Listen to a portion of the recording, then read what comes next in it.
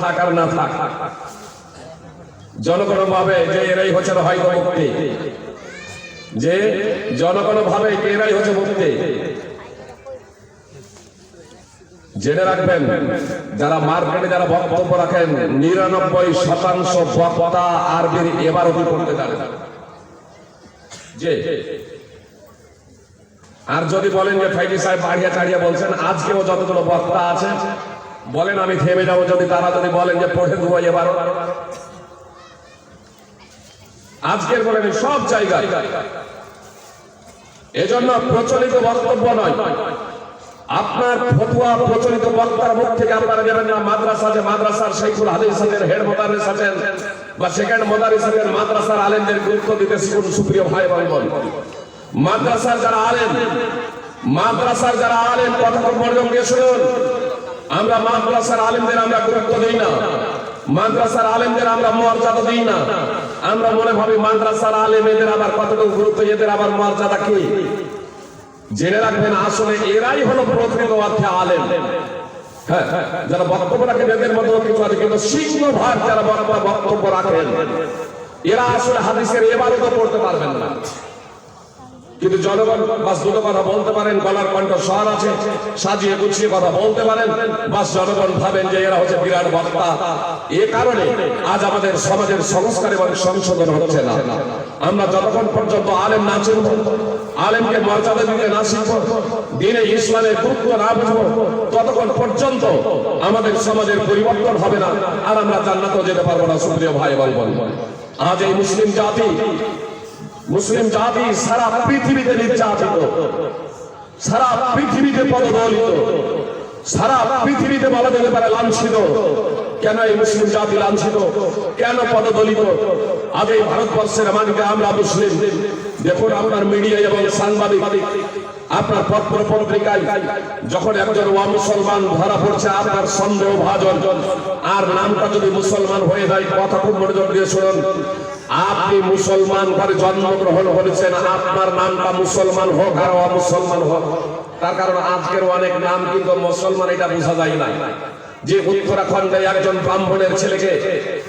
ব্রাহ্মণের ছেলেকে মুসলমান মনে করে হত্যা করে দিল, আপনারা দেখলেন না? একজন ব্রাহ্মণের ছেলেকে তার মা বলছে যে হত্যা করে দেওয়ার পরে যে মুসলমান বলে কি তাকে হত্যা করে দেবে? সে মানুষ না।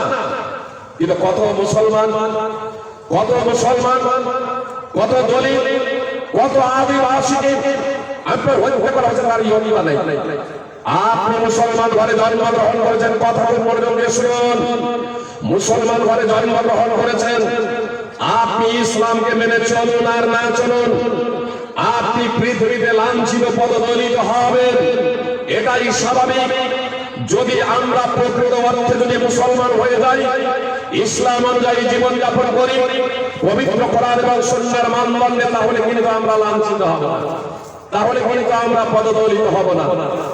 বলবেন ফাইজি সাহেব আপনি তো বললেন যে ইসলামকে মানুন আর না মানুন লাঞ্ছিত হতে হবে। সুপ্রিয় ভাই বোন, আমরা যাকে ইসলাম ভাবছি, আমরা যাকে মুসলমান ভাবছি, একটা বিষয় বলি তাহলে আপনাদের বুঝতে সুবিধা হবে।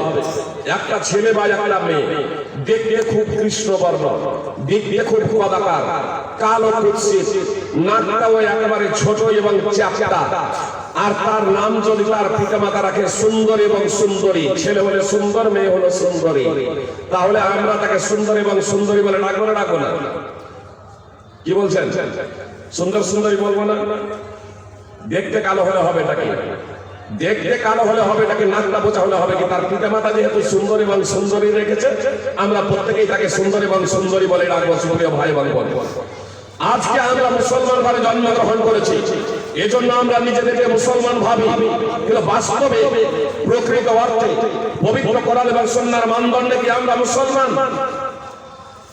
যদি আমরা পবিত্র কোরআন এবং সুন্নাহর মানদণ্ডে যদি মুসলমান হই, তাহলে অবশ্যই এই মুসলিম জাতি মাথা উঁচু করে দাঁড়াবে এই পৃথিবীর মাটিতে। এই মুসলিম জাতির মর্যাদা এবং সম্মান রয়েছে এই পার্থিব জগতেও। এই মুসলিম জাতি লাঞ্ছিত হবে না, পদদলিত হবে না। আসুন তাহলে এই মুসলিম জাতির এই দুরবস্থা কেন? সুপ্রিয় ভাই বোন, আমরা পবিত্র কোরআন এবং সুন্নাহ ছেড়ে দিয়েছি। শতকরা 95% মুসলমান বেনামাজি আছি না নাই? শতকরা 95% মুসলমান আমরা বেনামাজি, নামাজ পড়ি না। ইবাদতের মধ্যে অন্যতম ইবাদত হলো নামাজ। এই নামাজই পড়ি না, তো নামাজ না পড়াটাও হলো চরমতম অপরাধ। সুপ্রিয় ভাই বোন, মদ পান করা অপরাধ আমরা জানি, মদ পান করা অপরাধ, জেনা ব্যভিচার অপরাধ, সুদ খাওয়া অপরাধ, ঘুষ খাওয়া অপরাধ, যত প্রকারের অপরাধ আছে সুপ্রিয় ভাই বোন, এগুলো সুদ খাওয়া, ঘুষ খাওয়া, মদ পান করা, নেশাদার দ্রব্য সেবন করা, এগুলো যত বড় অপরাধ।